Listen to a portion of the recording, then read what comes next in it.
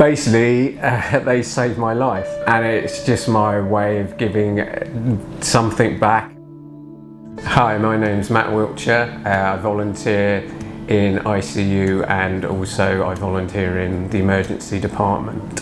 So basically back in 2001 I was a patient here in ICU for about a month and a half, and then I was asked if I'd like to volunteer back in the unit, and that was probably about 10 years ago. One of the I think it was helping to do a tea trolley in ED for not just for the staff but also for the patients and their relatives and basically anyone in the department, and I've been doing that in ED about 7 years.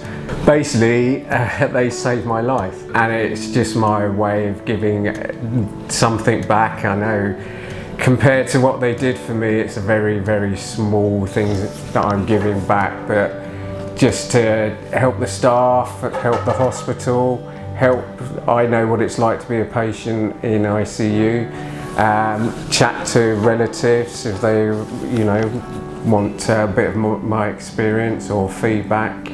So really it's just, as I say, just something I can give back, plus also I actually enjoy it.